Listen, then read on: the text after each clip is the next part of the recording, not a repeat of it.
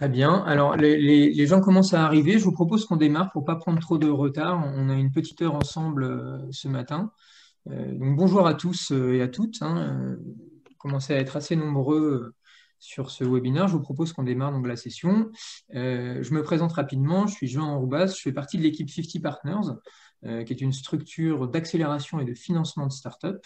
Alors, plus précisément, pour ceux qui ne nous connaissent pas, nous, on regroupe 50 entrepreneurs exceptionnels, hein, des fondatrices et fondateurs des plus beaux succès français, pour les mobiliser et investir leur temps, leur cerveau, leur réseau auprès de quelques projets qui dessinent le monde de demain.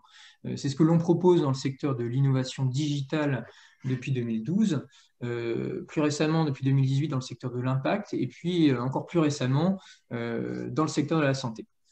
Voilà. Et pour vous donner un petit peu de contexte, on organise régulièrement des échanges comme celui de ce matin, où on propose à des experts de nous aider à comprendre les enjeux et les opportunités de secteurs clés. Alors, pourquoi les nouveaux parcours de soins? C'est plus qu'un secteur, hein, c'est une problématique qui mobilise énormément de cerveaux, de techniques, de financement, de talents, et de plus en plus de ressources sont concentrées sur cette thématique qui nous concerne tous, hein, depuis longtemps et pour longtemps encore. Depuis ce contexte particulièrement tendu, débouche aussi énormément d'opportunités, des opportunités incroyables, et on voit naître et se développer des superbes solutions, hein, qui transforment littéralement le paysage du soin, et on y reviendra. Donc en cette fin d'année 2020, on a eu à cœur d'ouvrir cette discussion à tout le monde, hein, de la rendre publique, pour partager largement des regards d'entrepreneurs qui œuvrent au quotidien pour faire progresser le débat et la situation. Et donc ce matin, on a beaucoup de chance d'accueillir trois entrepreneurs exceptionnels, hein. Bonjour Sophie, bonjour Franck et bonjour Arnaud. Pour commencer, merci beaucoup d'être avec nous pour cette petite heure et nous partager donc vos regards sur l'évolution des parcours de soins. Alors avant de commencer, je me permets de vous présenter très brièvement à notre audience, hein, en commençant par toi Sophie peut-être. Tu as donc fondé Direct Medica en 2000. C'est un superbe succès qui d'ailleurs a été récemment vendu au groupe Webhelp et avec qui tu as développé pendant 20 ans des solutions de prise en charge globale du cycle de vie des produits et des solutions de santé avec les plus grands noms de l'industrie. Notamment, tu as développé Patientis, hein, qui est devenu leader en France et en Europe sur la coordination de parcours de soins du patient. C'est donc un sujet que peu de gens connaissent aussi bien que toi. Et merci d'être avec nous ce matin. Franck, bonjour et bienvenue. Alors, Bonjour. les gens te connaissent d'abord peut-être comme le cofondateur de l'une des plus belles histoires françaises, Criteo, hein, une licorne que tu as portée jusqu'au Nasdaq et plus loin encore, hein. Mais on ne va pas parler aujourd'hui de Criteo car tu ne t'es pas arrêté là, hein. Tu as décidé de t'attaquer à une montagne peut-être encore plus rude, encore plus dure à gravir, hein, puisque tu as créé en 2015 l'IFEN, qui est donc une solution complète de communication médicale qui permet à l'ensemble des acteurs de l'écosystème de mobiliser les données, le savoir, la connaissance de santé et les innovations les plus pertinentes pour le soin. Merci également, Franck, d'être avec nous Avec ce plaisir. matin. Et enfin, Arnaud, toi, tu es avant tout médecin, hein, on le disait, et plus précisément électrophysiologiste. Et puis, puisque ça n'a pas suffi a priori, tu as décidé de créer en 2016 Implicity avec d'autres électrophysiologistes pour mettre au point une solution révolutionnaire, on peut le dire, de surveillance à distance d'implants, enfin de pacemakers et de défibrillateurs implantés et connectés. Merci Donc, de l'invitation. je vous en prie et merci à tous les trois. En tout cas, merci à tous ceux qui nous regardent également en direct ou en replay, hein. On diffusera cette vidéo qui est enregistrée en ce moment. Et on espère que vous trouverez donc des éléments de réponse aux questions que vous vous posez ou simplement des informations qualifiées sur ce sujet particulièrement mis en lumière en 2020. Alors, vous vous en doutez, c'est un sujet très vaste, hein, on n'aura pas le temps d'en couvrir tous les aspects en une heure. Donc, on va se concentrer peut-être sur les enjeux et les opportunités qui vous tiennent plus particulièrement à cœur à vous, hein, Sophie, Franck, Arnaud. Et avant de rentrer dans le vif du débat et de la discussion, je vous propose juste 5 minutes, quelques éléments de contexte pour cette discussion, à commencer notamment déjà par la définition du parcours de soins. Alors, je suis navré, j'ai commencé par la fin. Par la définition du parcours de soins. Vous voyez ici la définition du ministère des Solidarités et de la Santé, qui insiste vraiment sur l'aspect d'une prise en charge globale de la santé du patient, et qui prend en compte donc de nombreux facteurs. On comprend qu'il ne s'agit pas uniquement le parcours de soins d'un soignant qui s'occupe d'un patient, hein, mais bien de la coordination de l'ensemble des acteurs de la santé pour fournir l'assurance d'une bonne santé pour l'ensemble de la population française. Donc, historiquement, c'est vrai que la prise en charge du patient s'appuie sur une succession d'actes de soins séparés, pour ne pas dire isolés, hein, et réalisés par divers professionnels. Et l'amélioration de l'efficacité et de la qualité des soins repose sur la participation et l'implication des patients, mais aussi sur l'intervention et la participation efficace et coordonnée des acteurs du système.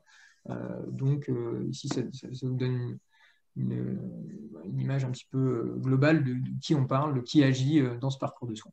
Donc on comprend toute l'importance de développer dans ce contexte une batterie d'outils pour faciliter cette coordination, cette communication et cette collaboration entre tous ces acteurs. Alors, non seulement, vous l'aurez compris, coordonner autant de monde autour de sujets sensibles, c'est pas évident, hein, mais c'est aussi pressant, et c'est pressant à plusieurs égards. D'une, parce que notre population vieillit, on le sait, et perd en autonomie, hein, donc ça nécessite une attention de plus en plus constante, hein, on a 35% en plus de seniors, donc de plus de 65 ans sur les 15 dernières années. C'est pressant également parce qu'on observe une masse croissante de patients qui sont chroniquement malades, hein. On est passé de 9,5 millions de personnes en ALD en 2012 à plus de 11 millions aujourd'hui, hein, et ce sont des patients qui requièrent donc une attention et du soin au quotidien.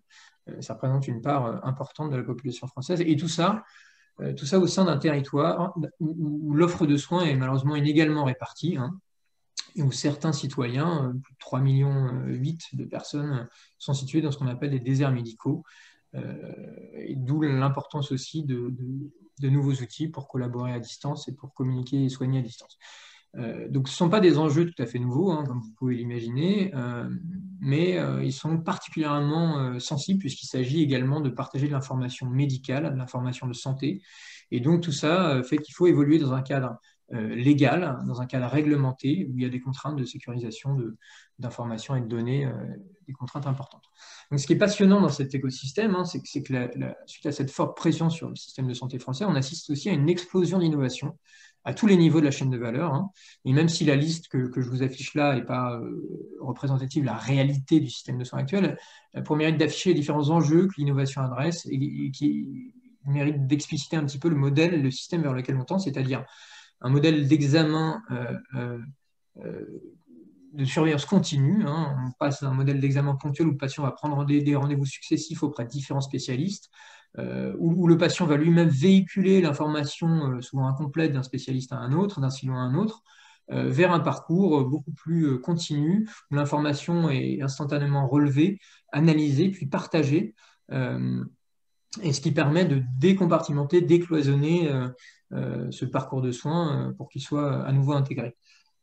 Et puis on passe de plus en plus d'un modèle où le patient était considéré comme sain ou bien malade, hein, vers un modèle un peu plus complet, où on prend en compte l'intégralité des paramètres de santé et du bien-être de la personne.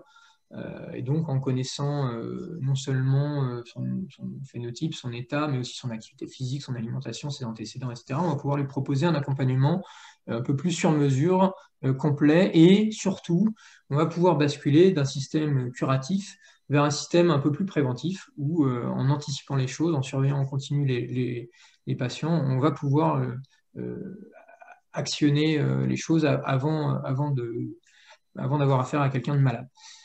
Et tout ça, si vous voulez, ça accompagne la transition d'un modèle qui était un modèle à l'acte, hein, un modèle vraiment centré sur un acte médical, vers un modèle qu'on appelle value-based care. C'est un terme assez connu maintenant, hein, où on fournit donc une solution complète de soins, l'assurance d'une bonne santé plutôt qu'un produit ou un acte ponctuel. Voilà. Alors pour transformer cette chaîne de valeur du parcours patient, on a la chance de voir en France une offre qui se structure autour de très nombreuses startups, scale-up et autres sociétés qui développent des solutions variées, techniques, et qui n'ont rien à envier d'ailleurs de leurs concurrents étrangers.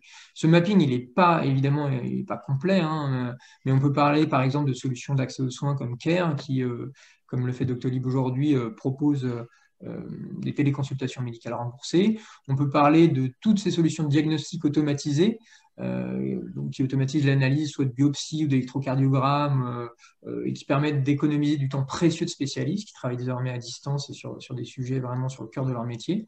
On peut évidemment aussi citer toutes ces nouvelles solutions de personnalisation du soin, parce qu'en comprenant profondément le patient avec de l'information complète, eh ben, on permet aussi de fine-tuner des thérapies pour assurer leur efficacité.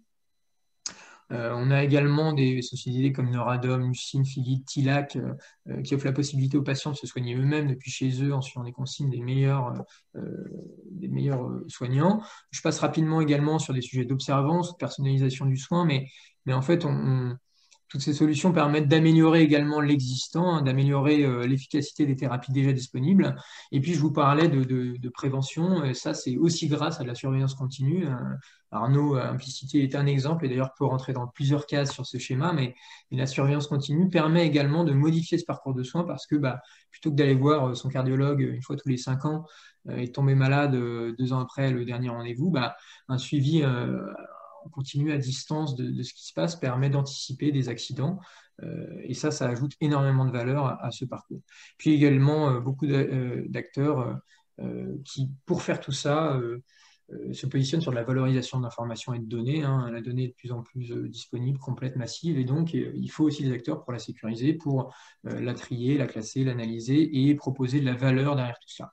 Alors, c'est un écosystème qui se renforce et aussi qui se finance de mieux en mieux. Puisque c'est l'ensemble de la health tech française a levé au total plus de 500 millions en 2019, dont un très gros tour qu'on connaît tous, hein, Doctolib, hein, qui porte un financement de cette solution à plus de 230 millions d'euros, il me semble. On n'oublie pas non plus en 2020 des sociétés comme Weavings, qui a levé 53 millions, ou Hawkin, je crois que c'était plus de 22 millions de dollars. Donc ça, c'est beaucoup, si vous voulez, même si ça peut paraître peu par rapport à certains autres marchés, comme notamment le marché américain, évidemment. Mais ce qu'on voit aussi, c'est qu'au-delà de la très forte croissance portée par des investissements massifs dus aussi à la crise sanitaire et au contexte, on a plus de 67% de montants investis trimestre à trimestre 2020 versus 2019. C'est avant tout une tendance de fond, puisque déjà en 2019 par rapport à 2018, on a une hausse de 124% de ces montants investis dans cet écosystème, ce qui est colossal. Et voilà, et ça concerne, c'est un secteur qui connaît donc de profondes révolutions, hein, c'est porté par des investisseurs engagés et très dynamiques, et c'est qu'un début. Hein. En France, on parle de 600 entreprises bien positionnées sur ce créneau, hein, et les 20 premières d'entre elles qui développent des produits prometteurs qui peuvent concerner plusieurs dizaines de millions de patients. Donc c'est pour toutes ces raisons que 50 Partners, nous, on se structure également pour se proposer d'accompagner cette dynamique et au travers d'entrepreneurs exceptionnels comme ceux qu'on a la chance d'accueillir ce matin. Et de l'aide, il en faut, hein, à tous les niveaux pour réussir à faire bouger les lignes. On le sait, la santé, c'est un milieu réglementé, très codifié, très légiféré, et pour permettre à ces innovations de trouver leur marché et de prendre des positions de leader réellement en France et en dehors de la France, le cadre doit évoluer également et accompagner cette transition. Donc on a des premiers tests très intéressants, hein, qui ont été mis en place, comme l'article 51 dont on va parler, comme le programme ETAP. Ce sont des mécanismes, en tout cas un premier pas vers un changement peut-être plus profond, et on va également en parler avec vous dans un instant, Sophie Franck-Arnaud. Voilà. Mais si vous souhaitez aller plus loin, alors je ne fais pas le détail aujourd'hui, mais j'ai beaucoup d'articles, de podcasts, de bouquins à vous conseiller. N'hésitez pas à me contacter par la suite en direct pour que je vous en parle et que je vous transmette tout ça pour ceux que ça intéresse. Voilà. Alors, avant toute chose, voilà, ça permet de peindre un paysage succinct des nouveaux parcours de soins. Maintenant, je vous propose de vous laisser la parole à vous, Arnaud, Sophie, Franck, sur ces différentes thématiques. Et peut-être pour commencer, j'aimerais bien qu'on partage avec l'audience votre regard sur toutes les transformations qui ont déjà eu lieu dans cet écosystème. Les lignes ont bougé, hein, c'est pas nouveau, ça fait des années. Et pour ça, peut-être que Sophie, toi qui as accompagné ces changements, tu peux nous expliquer un petit peu quelles ont été les grandes étapes jusqu'à présent qui nous ont conduit à la situation actuelle. Qu'est-ce qui a bougé jusqu'à présent? Alors, il y a beaucoup de choses qui ont bougé, et il y a beaucoup de choses qui doivent encore bouger, qui sont censées avoir bougé depuis presque 20 ans maintenant. Hein. Si je parle des choses qui ont bougé, en tout cas telles que moi je l'ai vécu, il y a 2 faits extrêmement marquants qui ont bougé. Petit 1, c'est la possibilité pour des industriels d'accompagner les patients. Donc, tu parlais tout à l'heure d'observance, tu parlais de suivi. La loi a changé avec les décrets de 2011, elle s'est structurée pour permettre aux industriels, donc aux laboratoires pharmaceutiques, d'accompagner les patients. Donc cette notion d'accompagnement est née dans la loi HPST, et les décrets sont sortis en 2011, qui permet maintenant de mettre en place un service associé à une thérapie lourde. Ça, pour moi, ça a été un pas en avant énorme, parce que jusqu'à présent, les laboratoires ne pouvaient pas s'investir dans le suivi de leurs patients. On pourra en parler un petit peu plus et voir comment ça se gère, et c'est ce que nous, on gère chez Patientis. Un deuxième point qui a été extrêmement marquant, vu de mon point de vue, c'est le fait que la téléconsultation se soit ouverte. Et la loi a été beaucoup plus rapide que prévu. Ça devait être autorisé fin 2019, ça a été avancé à septembre 2018. Les conditions étaient extrêmement complexes, mais le Covid a déverrouillé tout ça. Et donc là, on a eu une accélération énorme de ce mode de consultation qui est extrêmement nouveau. À côté de ça, il y a beaucoup de choses qui auraient dû changer. Donc, il y a tout un tas de startups qui se sont créées dans le suivi, dans les objets connectés, et c'est assez fabuleux. Mais ce qui aurait dû changer, qui est en train de changer, en tout cas en théorie, qui est en train d'arriver, mais qu'on ne voit toujours pas, c'est des grandes avancées sur la gestion des données, et on va en parler, sur l'interopérabilité. Voilà, c'est des choses pour lesquelles on est encore très en attente, en tout cas de notre côté. Bien sûr, bien sûr. Et en effet, merci beaucoup, hein, Sophie, pour cet éclairage. Alors, il y a deux choses. Il y a en effet qui agit et qu'est-ce que les changements des lois ont permis. Les industriels sont engagés aujourd'hui et œuvrent aussi pour ça. On en parlera. Et puis, évidemment, il y a cette question d'interopérabilité que tu mentionnais à l'instant. Franck, Arnaud, vous êtes en plein dans ce sujet également. Quels sont les freins auxquels vous faites face par rapport à ces sujets d'interopérabilité? On sait que c'est un monde qui peine un petit peu à changer. En tout cas, on connaît une certaine inertie. Est-ce que vous pouvez nous donner un petit peu vos regards, peut-être, Franck, pour commencer sur ces enjeux auxquels toi tu fais face au quotidien avec l'IFEN? Oui. Ben en fait, je pense que déjà, c'est un problème à plusieurs niveaux. En fait, il y a des problèmes, je dirais, organisationnels. Faire travailler des gens ensemble qui sont à l'hôpital, en ville, en pharmacie, c'est très compliqué de base, indépendamment des outils, quoi, parce que ils n'ont pas forcément un alignement des intérêts ou le temps. Enfin, la coordination, ça est juste très compliqué à mettre en œuvre. Et peut-être qu'on en parlera plus tard, mais le paiement à l'acte est un facteur de complexification importante. Et après, admettons que tous ces gens-là veuillent travailler ensemble, il y a la question des outils. En fait, comment on fait parler l'outil de l'hospitalier, les outils de l'hospitalier, les outils du médecin libéral et voire des autres fonctions. Et là, c'est un niveau de complexité qui est énorme et sur lequel, en tout cas, l'IFAN, nous, on essaye de jouer. Et pour décrire un petit peu la difficulté, je pense que, enfin, globalement, les gens qui sont dans le secteur vous diront, en fait, ça fait 15 ans qu'il y a des normes d'interopérabilité qui existent, HL7, etc. Tout ça, c'est fantastique. En fait, dans la réalité, il n'y a rien qui marche. Et chaque connecteur voilà, est hyper coûteux à faire. Il faut négocier des mois avec l'éditeur de logiciel pour qu'il veuille bien ouvrir le tuyau, etc. Et tout ça, on peut se dire, mais pourquoi, en fait, pourquoi c'est comme ça, quoi. Et je pense que la raison fondamentale et qui, en tout cas à date, ne change pas, c'est que globalement, les acteurs économiques qui fournissent des solutions numériques, globalement, ils ont tous acquis des parts de marché à grands frais parce que c'est un secteur qui est extrêmement difficile à pénétrer. Et du coup, une fois que vous êtes en place, ce que vous avez acquis à grands frais, c'est une valeur et vous voulez protéger cette valeur-là. Et du coup, vous n'êtes pas trop enclin en fait à vouloir partager avec les petits copains, surtout les nouveaux qui arrivent et qui vous tapent sur l'épaule en disant est-ce que s'il te plaît, tu peux me faire une place, quoi. Et du coup, je veux dire, le comportement rationnel de tout acteur économique qui a durement acheté une place, c'est de la conserver, quoi. Et du coup, donc ça fait un cercle vicieux, entre guillemets, c'est-à-dire qu'en fait, le nouvel entrant qui arrive, non seulement le marché intrinsèquement est compliqué, mais en plus, tout le monde se ligue contre lui pour qu'il ne rentre pas. Tant qu'on ne change pas la dynamique de ce marché-là, ça va rester intrinsèquement compliqué. Il y aura beau avoir des standards, chacun aura son interprétation des standards, chacun fera tout pour freiner, etc. Et c'est justement ce sur quoi on essaye de jouer chez l'IFEN. Et bon, je pourrais en parler peut-être un peu plus si on a le temps. Mais je passe la parole à Arnaud qui, je pense, a un regard intéressant sur le sujet également. C'est sûr, merci Franck. En effet, Arnaud, toi, tu as un double regard, puisque à la fois médecin, mais aussi tu proposes toi-même une solution d'interopérabilité. Donc, tu fais face à tous ces freins dont Franck parle également. Tu demandes aux industriels d'ouvrir un petit peu leur système pour te permettre à toi d'en faire profiter un peu tout le système médical. Tu peux peut-être nous en parler également? Ouais, en quelques mots, donc chez Implicity, on est un acteur aujourd'hui leader en Europe sur la télésurveillance des patients en cardiologie.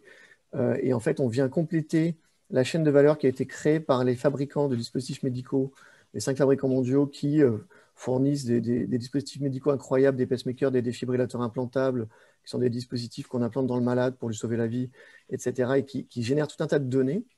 Et pour ces dispositifs, en fait, on sait depuis maintenant des années par des études extrêmement importante que télésuivre les patients, c'est-à-dire le fait que le fabricant leur donne une boîte, une box au domicile pour que les données arrivent tous les jours et pas simplement en consultation tous les 6 mois quand on interroge leur pacemaker à travers la peau avec un gros PC du fabricant.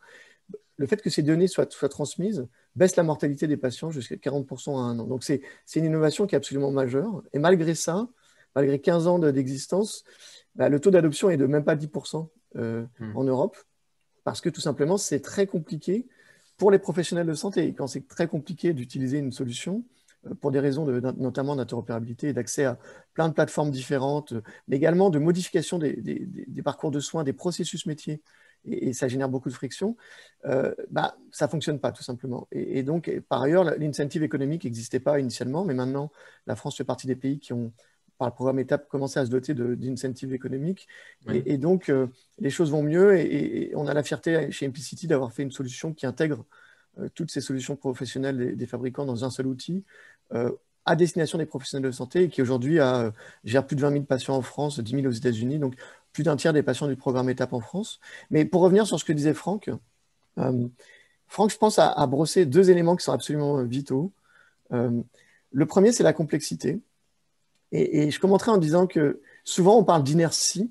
Le mot d'inertie est un peu problématique parce que l'inertie, souvent, on a l'impression que c'est tous ces médecins, ces infirmières ou ces gens à l'hôpital qui ne sont pas capables d'accueillir la technologie. Mais en fait, il n'y a presque aucun domaine au monde d'un niveau de complexité dans le domaine civil, je ne parle pas de l'armée, mais d'un niveau de complexité aussi élevé que le domaine du soin. Si on prend que l'hôpital, je crois que c'est Jean-David Zetoun qui disait c'est 180 métiers, un hôpital. C'est aussi grave en quelque sorte que centrale nucléaire.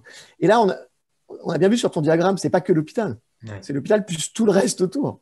Le monde libéral, les officines, les aidants, enfin, c'est d'un niveau de complexité incroyablement élevé. Donc déjà, ça c'est le premier niveau, c'est le niveau de complexité. Et ce niveau de complexité, il s'adosse à un niveau d'exigence qu'il n'y a pas non plus partout dans le monde civil. Parce que le niveau d'exigence, il est ultra élevé. Il est de 100% moins epsilon, c'est-à-dire qu'il est absolu en fait. Les professionnels de santé ont un niveau d'exigence pour leur pratique qui est, et c'est très bien, qui est extrêmement élevé, qui est absolu. Voilà. Et on voit bien avec Covid que si la santé est touchée, on arrête toute l'économie. Enfin, voilà. Donc c'est ce niveau-là. Donc forcément, les deux ensemble, ça crée déjà un domaine intéressant. Et le deuxième élément qu'a porté Franck, et qui je pense est décisif, c'est le fait que les incentives financiers des acteurs du système de santé ne sont pas totalement alignés avec l'intérêt collectif. Ouais. Et donc, que ce soit au niveau des soignants, sur les paiements à l'acte, au niveau des hôpitaux, au niveau des acteurs, des éditeurs de logiciels, etc., on n'est pas encore sur une motivation des uns et des autres qui est alignée avec l'intérêt collectif. Et ça, c'est évidemment un frein à l'évolution. Alors, c'est en effet un point clé. On va y revenir à tout ce système de remboursement d'incentive. Mais j'aimerais revenir aussi rapidement sur ce goulet d'étranglement et ce dont parlait Franck. C'est-à-dire que les places sont chères. Pour accéder à l'hôpital et pour collaborer efficacement et largement sur le territoire français avec les hôpitaux, ça demande des efforts colossaux, on l'a compris, il y a tous ces freins à l'adoption dont vous nous avez fait part. Maintenant, il y en a qui y sont parvenus. Franck, tu le disais, on a des industriels qui sont déjà dans beaucoup d'hôpitaux depuis des dizaines d'années.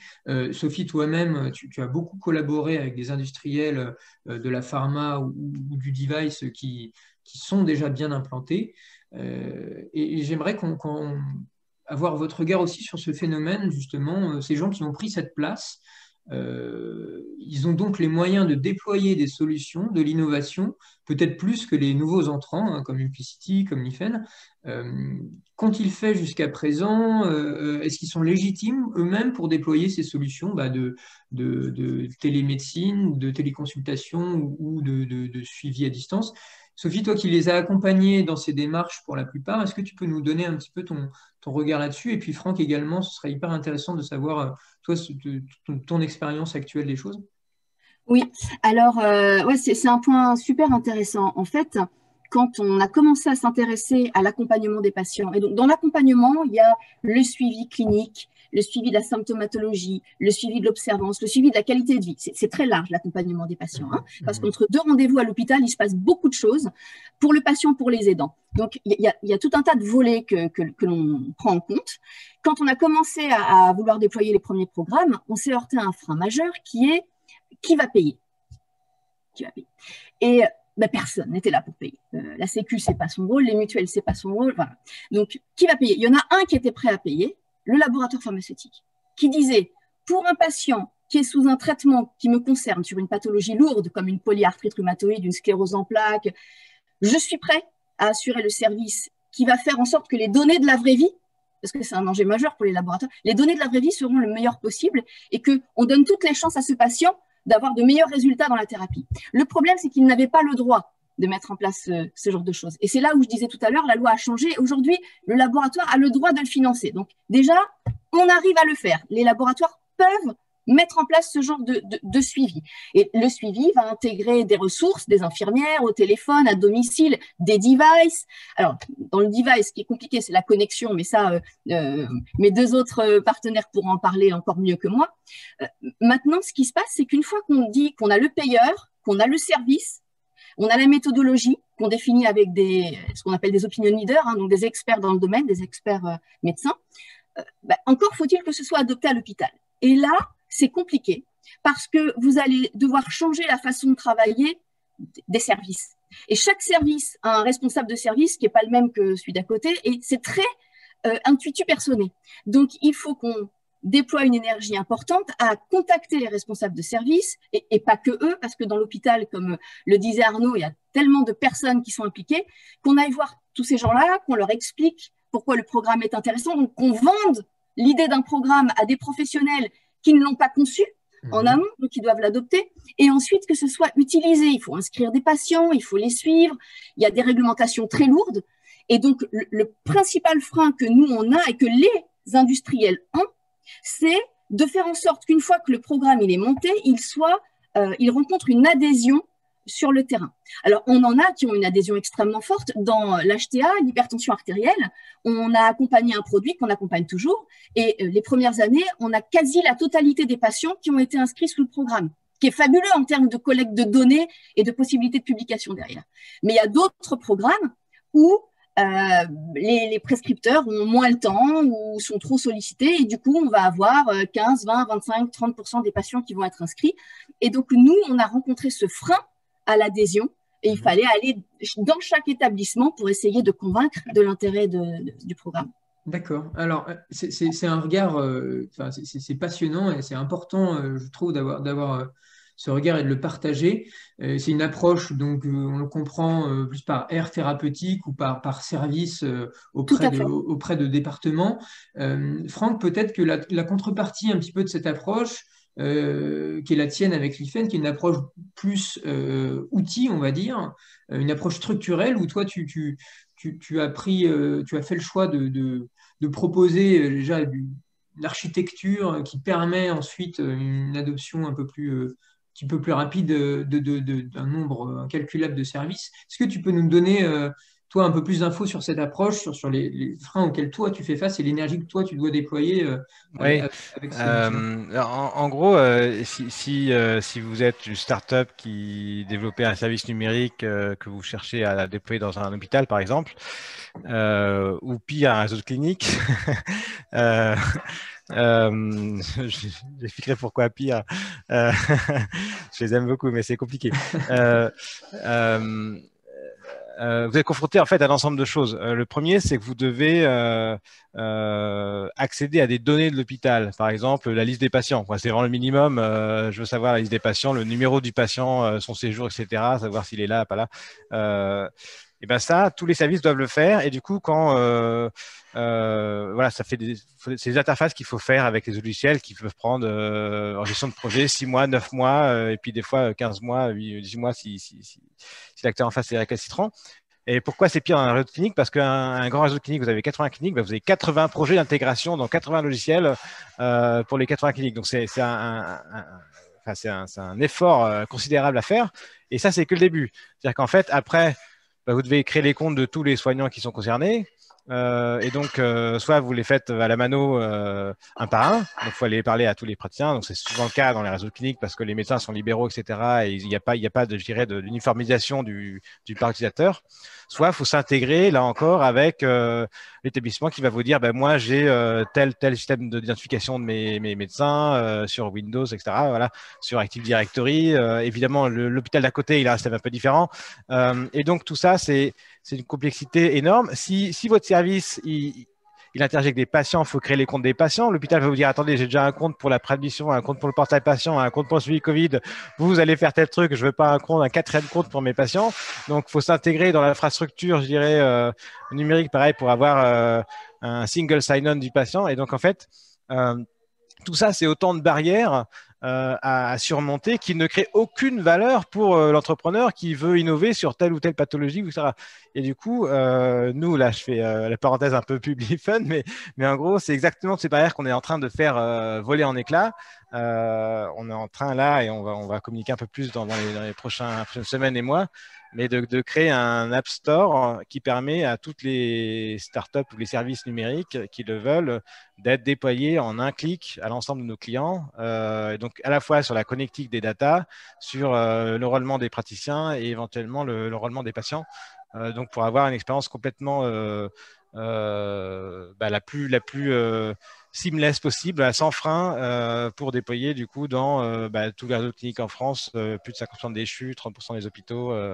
Voilà. Donc c'est hyper enthousiasmant. On est hyper content de pouvoir mener ce combat-là pour justement favoriser l'innovation dans le secteur et enlever le maximum de barrières. C'est la vraie interop finalement. Voilà.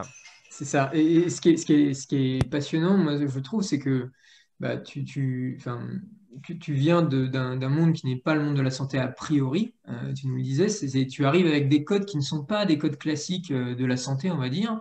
J'imagine que c'est aussi à double tranchant, hein. Le côté intéressant de tout ça, c'est que peut-être que tu n'as pas tous ces petits vélos dans la tête qu'ont d'autres qui peut-être approchent le sujet avec plus de précaution. Et ça, c'est génial, ça fait changer beaucoup de choses. On le voit, il y a des superbes innovations qui nous viennent de gens qui ne sont pas du monde de la santé, qui viennent du monde du digital ou de la techno. Et c'est deux mondes qui commencent un petit peu réellement à bosser vraiment ensemble. Et tu posais la question des acteurs qui sont déjà présents et pourquoi Ouais. c'est pas eux qui font cette révolution-là. Et c'est une question que pose souvent l'innovateur dilemma. C'est toujours un peu. Mais je pense qu'il y a plusieurs freins. Le premier, c'est un frein de technologie. En fait, la plupart des logiciels utilisés à l'hôpital et même en ville sont on-premise. C'est des logiciels qui sont physiquement installés sur les machines et toute l'innovation est dans le cloud. Je ne connais pas une seule startup qui dit tiens, je vais faire un logiciel sur Windows. Voilà, ce serait incongru. Et donc, il y a ce gap technologique et toutes les technologies qui ont été mises en place pour permettre la connexion, etc., le compte partager services, etc. Voilà, faut arriver à faire ce gap entre le on-premise et le cloud qui est pas évident. Et le deuxième point qui est pas évident pour eux, je pense, c'est là encore une transition de business model où la plupart de ces logiciels-là sont historiquement sur un mode où je te vends une licence chère et puis après, voilà, ils sont pas du tout en mode SaaS, d'abonnement, où on vend non pas juste un logiciel, mais un service complet. Et donc, en gros, on vend aussi le fait que ça marche. Enfin, c'est pas juste je vends sur étagère des choses qui sont censées marcher, mais je m'assure que ça marche vraiment. Et donc, ça, c'est aussi un changement de mindset qui est qui est pas évident à faire pour un acteur, parce que ça veut dire que j'ai tout un tas de fonctions par exemple, d'analyse de l'usage, de support, de monitoring que je n'avais pas avant quand je vends un soft sur Ethernet. Donc voilà, c'est pas mal de changements à opérer. Et puis après, il faut la volonté de le faire, ce qui n'est pas non plus forcément évident quand Bien on a un sûr. business model établi qu'il faut changer. Donc, je veux dire, c'est pas simple pour les acteurs, quoi. Je comprends, je comprends. Et tu soulevais un autre point, et je pense qu'il faut aussi qu'on ait cette discussion, c'est important. Tu soulevais le point de tous ces standards qui sont nés les uns après les autres et qui rajoutent de la friction dans l'implantation de nouvelles solutions. Du coup, ça pose aussi la question du rôle des pouvoirs publics par rapport à tout ça. On sait qu'il y a eu des belles initiatives, alors autant en termes de solutions qu'en termes d'accompagnement du financement de ces solutions. Quand je parle de solutions, on pense par exemple à dossier médical partagé, enfin, le dossier patient, ça date de 2004, si je ne dis pas de bêtises. Donc, c'est quelque chose qui a mis beaucoup, beaucoup de temps à être adopté largement et encore du boulot. On parle aussi du Digital Medical Hub, qui est ce hub qui permet voilà, de rassembler l'information et à chacun de l'exploiter efficacement. C'est très cadré. Et puis, il y a aussi toute la question du financement de cette innovation et du modèle qu'il y a derrière. C'est vrai que toutes ces belles innovations dont vous nous parlez, Franck, Sophie, Arnaud, elles ne peuvent vivre et elles ne peuvent grandir qu'à partir du moment où il y a un modèle derrière, où on peut créer réellement une boîte pérenne. Et donc, il faut encadrer la tarification. Alors, on a eu, par exemple, le programme ETAP, hein, qui est un programme de test sur de la téléconsultation, téléexpertise, télémédecine, on va dire, sur des pathologies chroniques, hein, qui concernent une trentaine de milliers de patients, que tu connais bien, Arnaud, d'ailleurs. On a aussi l'article 51 qui a permis à plein d'innovations de voir le jour et de prendre des raccourcis, on va dire, réglementaires. C'est des premières étapes hyper intéressantes qui ont été largement saluées. Qu'est-ce que ça va devenir tout ça? Parce qu'on sait que c'était une date de fin à tout ça. On a des très belles initiatives, par exemple en Allemagne, qui prennent un petit peu le relais de ce genre de structure. Est-ce que vous pouvez nous en parler? Est-ce que vous êtes inscrit dans ces programmes? Et quel est l'avenir de tout ça, en fait? Qu'est-ce que vous envisagez pour la suite? Peut-être qu'Arnaud, tu peux nous en parler un peu particulièrement? Oui, je pense que Sophie aura aussi une très bonne Bien connaissance sur sûr. le sujet, mais en quelques mots, alors, ce qui était intéressant avec le programme ETAP, donc le programme ETAP, c'est ce programme de télésurveillance qui s'adresse à 4 pathologies chroniques, insuffisance cardiaque, insuffisance rénale, diabète, insuffisance respiratoire. Donc, la plus grosse activité, c'est plutôt l'insuffisance cardiaque et le diabète hein, aujourd'hui, pour le nombre de patients en tout cas. Et puis, le 5e cahier des charges, qui est celui qui nous concerne chez MPCity, qui concerne nos clients, qui est celui des prothèses rythmiques implantables, donc des pacemakers, des défibrillateurs implantables. Et ce programme associait finalement essentiellement un modèle organisationnel, un modèle de financement, en disant voilà pourquoi on va payer, et on va payer par patient. Donc déjà, il y avait un niveau qui était d'arrêter de mettre 10-20 millions d'euros sur un projet où il y a 4 malades au bout de 5 ans, mais de se dire on va plutôt payer à l'activité, à l'adoption, ce qui est déjà un petit peu plus intéressant, je pense, pour la valeur qu'on crée côté patient. Et il y avait l'idée, en tout cas pour les 4 premiers cahiers des charges, de se dire on va faire le bilan à la fin pour voir s'il y a un intérêt médical, médico-économique en face de ça. Et donc, on va donner de l'argent aux médecins pour faire l'activité de télésuivi médical, on va donner de l'argent aux prestataires de solutions techniques pour le faire. Alors, la particularité, nous, chez MPCity, on est content que ça existait parce qu'en fait, on a lancé notre produit et que les médecins qui faisaient ça bénévolement, c'est-à-dire qu'ils faisaient le télésuivi, qui baissent la mortalité de leurs patients uniquement sur la base de leur bénévolat, ont commencé à être payés pour le faire. Donc, forcément, j'ai envie de dire, il y avait un peu plus d'alignement des intérêts des professionnels parce que, je veux dire, les professionnels sont des bons professionnels et cherchent l'intérêt de leurs patients. Mais enfin, leur hôpital ne va pas forcément leur filer une infirmière pour faire le boulot si ça coûte que de l'argent à l'hôpital et que ça ne rapporte rien, quoi. Et ça, c'est quand même un problème hein, au bout d'un moment. Nous, la particularité, c'est qu'on n'était pas identifié à ce moment-là comme un maillon de la chaîne, même si aujourd'hui, encore une fois, plus de 30% de l'activité de tout le programme ETAP, c'est MPCity et ses clients. Et les fabricants, bien sûr, qui sont derrière. Et donc, finalement, on est le seul acteur de prestataire de solutions techniques, donc on a tous les coûts d'un fournisseur de plateforme qui touche absolument 0 € de l'assurance maladie pour le faire. Mais bon, c'est pas grave, on est content d'être là et d'apporter notre valeur, et je pense que ça va évoluer. Mais tu posais la question de qu'est-ce qui va se passer, etc. Ce qui est intéressant avec ETAP, quand même, c'est que la France, en Europe, est du coup un pays plutôt avant-gardiste sur le plan du modèle économique, sous réserve de la pérennisation de ce qui se passe. Alors, le problème qu'on a en France, toujours, c'est qu'on fait des trucs expérimentaux. On n'est pas capable, toujours, alors on l'a fait en téléconsultation quand même, on est capable à un moment d'aller dans le droit commun, il faut le dire, mais on est quand même des gros habitués de l'expérimentation avec de l'évaluation qui n'est pas forcément très transparente à la fin et qui n'est pas toujours très excitante dans les résultats, quoi. Le programme étape, ce qui est intéressant, c'est de voir que Covid a fait sauter les barrières des critères. On a construit une usine à gaz avec des critères très compliqués pour faire entrer les malades, un peu comme pour la téléconsultation. Et puis à partir du moment où vous libérez les énergies, qui est un terme que Franck aime bien, je crois aussi, à partir du moment où vous libérez les professionnels, vous leur dites, bah, en fait, on vous fait confiance, c'est juste, on va vous permettre de faire votre activité, on voit que ça explose, parce que le besoin, il est là. Donc, je veux dire, les professionnels ne sont pas bêtes, hein, ils ont besoin de faire des choses pour leurs patients. Et néanmoins, tu me posais la question, qu'est-ce qui va se passer? Alors, Sophie aura peut-être d'autres éléments, mais il y a une grande incertitude. On sait que ça va passer en droit commun. Enfin, les modalités, je pense que la DGOS, PF3 et tous les gens qui doivent réfléchir sur ce sujet sont en train d'essayer de trouver les bonnes modalités, mais vous avez aussi le jeu de tous les acteurs qui font leur lobbying plus ou moins alignés autour de ça. Et bah, personnellement, je suis encore dans l'incertitude de ce qui se passera. On sait que ça ne peut pas disparaître parce qu'en fait, la télémédecine et le financement de la télémédecine est le seul moyen de pallier en partie, à terme, un jour, au problème que tu exposes au début, qui est beaucoup de gens malades, de maladies chroniques, avec des soignants qui, de toute façon, ne vont pas être plus nombreux et qui n'ont pas le temps. Donc, à part avoir une innovation technologique pour, on va dire, passer à l'échelle sur ces sujets-là, personne n'a jamais vu d'autres solutions, en fait. Donc, il y a un peu une espèce de... comme ça, une espèce d'obligation morale à se dire que, de toute façon, il va falloir réussir comme ça. Donc, quoi qu'il arrive, ça sera comme ça. Et on voit que d'autres pays comme l'Allemagne avec DIGA ou autres se disent que le numérique et la digitalisation du parcours de soins est une obligation en quelque sorte. Mais il y a encore beaucoup d'incertitudes et j'espère que ça ira plutôt plus tôt que plus tard. Encore une fois, le PLFSS, le dernier PLFSS, n'a pas entériné déjà le plan de financement de la télésurveillance et je pense que c'est un peu dommage parce qu'on sait qu'après changement de quinquennat, enfin, il y a de l'incertitude autour de ça, mais peut-être que Sophie aura aussi des éléments sur ces aspects-là à nous communiquer. Alors nous, on n'a jamais eu de financement étape ou quelques financements que ce soit d'ailleurs.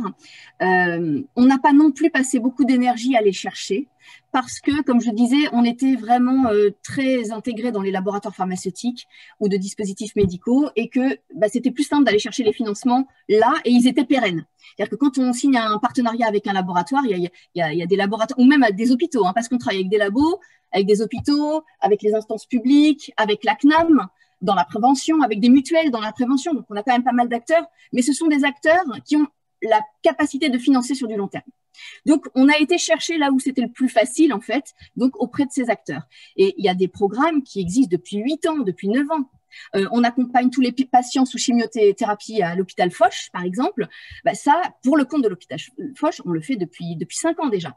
Donc, on n'est pas rentré dans ces programmes. Moi, je suis complètement d'accord avec Arnaud. Il va falloir que le gouvernement se positionne et se positionne rapidement. Nous, ce qu'on a toujours fait, c'est qu'on a d'abord démontré pour ensuite faire du lobby. Typiquement, quand on a œuvré pour que la loi sur l'accompagnement des patients soit gravée, on avait d'abord mis en place des programmes hors la loi, on va dire, hein, hors la loi. On a démontré, on a fait nos preuves, on a fait venir les législateurs, on leur a montré les résultats concrets sur l'impact, sur la qualité de vie des patients. Et du coup, on a réussi à faire entrer dans la loi cette brique d'accompagnement. C'est ce qu'on a fait à plein de niveaux sur d'autres activités. Et donc, on continue à dire que la télésurveillance, parce qu'on en fait aussi beaucoup, hein, avec ce qu'on appelle le PRO, c'est-à-dire des autoquestionnaires que remplissent les patients tous les jours ou toutes les semaines, enfin, en fonction des méthodologies qu'on a définies avec les opinion leaders. Toutes ces données-là, qui représentent des dizaines de milliers de données, hein, parce qu'on accompagne énormément de patients dans plein de pathologies. Toutes ces données-là, c'est une mine d'or. Et grâce à ça, on arrive à faire des publications. Je crois que c'est Arnaud qui en citait quelques-unes. Il y en a dans le cancer, il y en a dans tout un tas de pathologies où on montre que la télésurveillance a des résultats très concrets, tangibles. Donc, nous, on continue à œuvrer là-dedans, vraiment dans le prove it, et puis ensuite, pouvoir faire du lobby pour que les financements étapes se pérennisent et que ça devienne un financement qui est vraiment inscrit dans le droit commun, comme ça a été le cas pour la téléconsultation. c'est une approche très pragmatique et efficace, mais qui demande beaucoup d'énergie. Comme tu le disais, Sophie, prove it, ça veut dire plein de choses derrière. Ça veut dire qu'il faut mettre sur pied cette solution et qu'il faut les moyens de la diffuser en dehors de programmes de financement. Donc, ça demande des efforts, de l'argent et c'est des choses que, en France, on voit beaucoup de très belles pépites, j'en mentionnais quelques-unes, qui ont cette envie, qui ont ce produit, qui n'ont pas forcément derrière les moyens de faire ses preuves en dehors du cadre légal ou d'aide du gouvernement. Et malheureusement, du coup, ça pose la question de qui sera légitime demain pour déployer ce parcours de soins intégré. Qui pourra prendre cette posture. Alors, heureusement qu'on a des gens comme vous trois, hein, qui œuvraient, qui dépensaient énormément d'énergie, qui est en capacité de convaincre aussi des financeurs de vous accompagner dans cette démarche.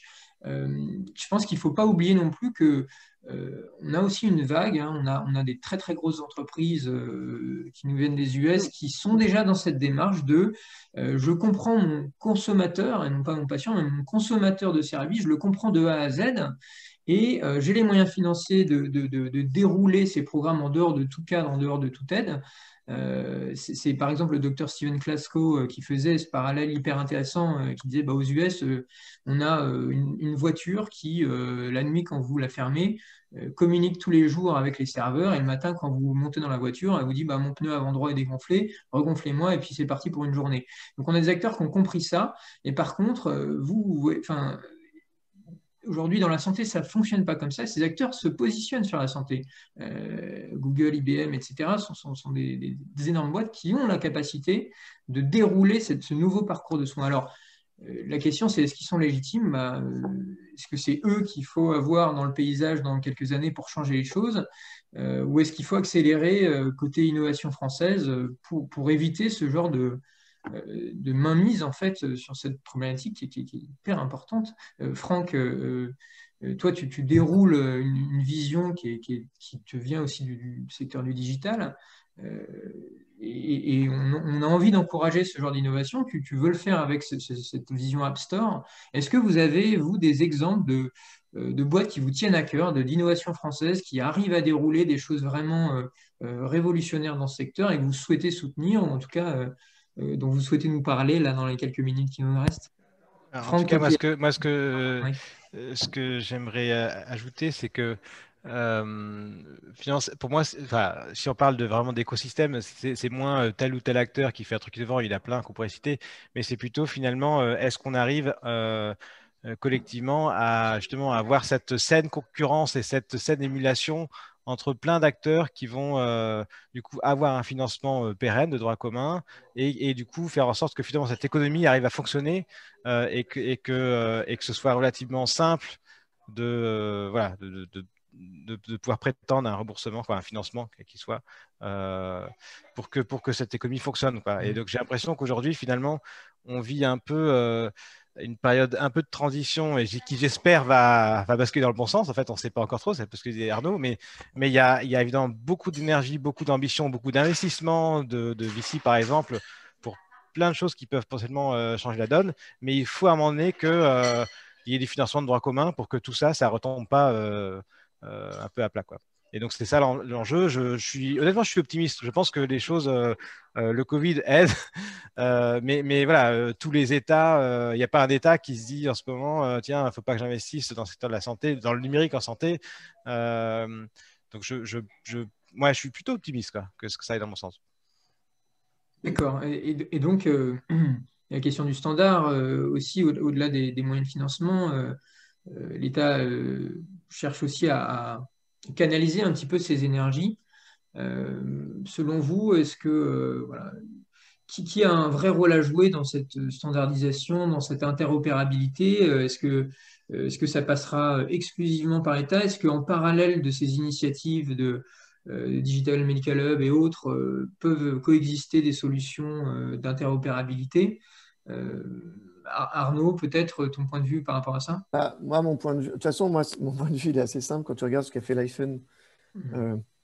L'iPhone est arrivé dans un domaine où, en théorie, les standards existaient de façon récente. Je pense notamment aux échanges de mails entre médecins.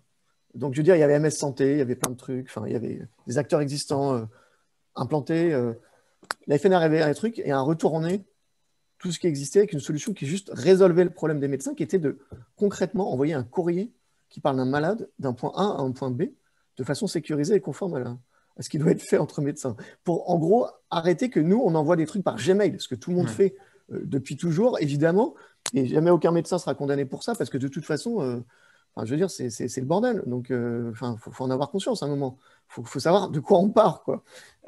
Donc, le simple fait que ça ait pu se produire et que ça soit en train de se produire avec des boîtes comme l'IFUN, en fait, et la réponse à ta question, c'est-à-dire que on ne va pas attendre tous collectivement que l'État mette en place une espèce d'énorme usine à gaz, ce qu'il n'a jamais réussi à faire, que ce soit sur le DMP, que ce soit sur l'interopérabilité, ça n'a jamais eu lieu de toute façon. Oui. Le seul pays qui a pas mal réussi à faire ça, c'est l'Estonie. Ok, super. Enfin, c'est un petit pays très intégré. Ils ont réussi à faire des trucs incroyables parce qu'ils ont vraiment, voilà, mais en même temps, ils ont 3 CHU. Enfin, je veux dire, c'est pas le même niveau de taille que la France. Et l'autre pays où ça a commencé à être intéressant, la manière dont ils l'ont fait, c'est dans Obamacare, quand ils ont fait tout ce qui était meaningful use et qu'ils ont dit, OK, en fait, on ne va pas commencer à faire un énorme truc qui va résoudre tous les problèmes. Oui. On va commencer à dire maintenant, tous les hôpitaux, vous devez avoir le nom, le prénom, la date de naissance de vos malades et être capable de la communiquer entre vous. Sinon, on ne vous donne pas d'argent ou on vous en donne moins. Voilà. Et ensuite, on passera à l'étape. Donc, c'était des baby steps. C'était vraiment. Et ça commence à construire l'infrastructure générale. Mais en fait, le truc à la française qui est de dire on va passer de dernier de la classe à premier et on va construire un énorme machin qui va réussir du jour au lendemain, ça, évidemment, ça n'a jamais marché et évidemment, ça ne marchera jamais. Enfin, il n'y a pas de raison que ça fonctionne, sauf s'il y a des acteurs privés. Tu parlais tout à l'heure des GAFAM, enfin des grosses boîtes. Dans les GAFAM, il n'y a pas IBM, mais je crois qu'on peut les associer quand même. Moi, ce qui m'intéresse sur le plan… Alors, déjà, en tant que médecin, on ne les a jamais vus nulle part. Et enfin, je veux dire, beaucoup de choses qu'on a entendues, je ne sais pas où c'est, en fait, parce qu'on entend des trucs dans la presse, mais concrètement, à l'hôpital, on ne voit rien arriver. Mais ne vous inquiétez pas, ils sont là. Et quand ça sera mature, ils seront présents. Hein. Donc, ça, c'est sûr. On a en France cette espèce de fantasme, et qui, j'espère, va se traduire par une réalité, qui est qu'on veut avoir des solutions françaises, et on pense que les solutions en Europe ont une légitimité par rapport à des solutions qui viennent de Amazon, Google, de l'extérieur. Et je pense qu'on a raison de le vouloir. Par contre, on a en même temps une culture où on n'est pas capable de pousser nos propres solutions en interne en Europe parce qu'on a une culture qui est ah, mais il ne faut pas qu'il y ait de l'argent, il ne faut pas qu'il y ait du privé. Bon, et ça, c'est compliqué parce que si on n'est pas capable de favoriser ou d'essayer d'aider les jeunes pousses en Europe et d'essayer d'avoir un peu de chauvinisme et de souverainisme économique, bien sûr. Mais qu'on est en fait en réalité avec le droit européen, on est juste incapable de différencier un Google d'une start-up française, bah en fait ça va être juste un vœu pieux, quoi. Et on va voir arriver des solutions d'IA qui seront entraînées sur des patients aux États-Unis avec des gros biais de sélection, des gros biais d'entraînement. On va voir arriver des solutions et ces solutions-là, elles finiront par arriver. Alors, la bonne nouvelle, c'est que ça prend beaucoup de temps. Donc, comme ça prend beaucoup de temps, l'espoir n'est pas perdu, comme disait Franck. Donc, on a encore l'espoir. Mais le fait qu'on ait encore l'espoir ne veut pas dire qu'on est en train de réussir chaque jour qui passe. Bien sûr. Ça veut dire qu'on a encore la volonté tous d'y arriver et que les médecins et les équipes médicales, in fine, elles utiliseront les solutions qui existent et qui fonctionnent. C'est ça leur rôle de professionnel. Dire lesquelles vont réussir, c'est un peu tôt aujourd'hui. Ce qui est certain, c'est que toutes les premières initiatives des GAFAM ont été des fours complets. Microsoft Health, Vault, ça s'est écroulé. Google a retiré ses projets de dossier médical. Pourquoi ? Parce qu'en fait, ce que je disais, cette industrie est complexe. Et cette industrie est complexe et c'est ceux qui comprennent comment elle fonctionne qui sont capables d'arriver avec de l'innovation. Et donc, on a de la chance en France d'avoir des professionnels de santé incroyablement doués, un système financé de façon universelle, avec très peu de biais, et voilà, un système un peu global. Donc ça, c'est quand même des choses sur lesquelles on peut bâtir. Alors, peut-être pour conclure, je vois que l'heure tourne et qu'on arrive bientôt à la fin de cette heure. Est-ce que c'est un marché fragmenté, on l'a compris, qui est très compliqué d'accès. Est-ce que vous avez, vous, en tête des exemples d'innovation qui sont soit largement déployés, soit qui le méritent, ou en tout cas qui vous inspirent dans leur démarche pour adresser justement cette problématique d'accès et de déploiement? Est-ce que vous en avez à nous partager? Sophie, peut-être Moi, moi, je trouve que c'est un exemple très basique aujourd'hui, mais je trouve que l'exemple de Doctolib, il est très intéressant parce que l'État aurait pu s'arroger le droit et le devoir de concevoir la plateforme. D'ailleurs, c'était à l'étude, c'est-à-dire qu'il n'était pas évident qu'on allait laisser la place au privé de prendre une position. Et ça a été une décision des autorités de dire on ne va pas rentrer là-dedans. Je pense qu'ils ont été un peu aguerris après le DMP et d'autres gros dossiers dans lesquels ils se sont enlisés. Et ils ont dit on ne va pas prendre ça nous, on va laisser les privés faire.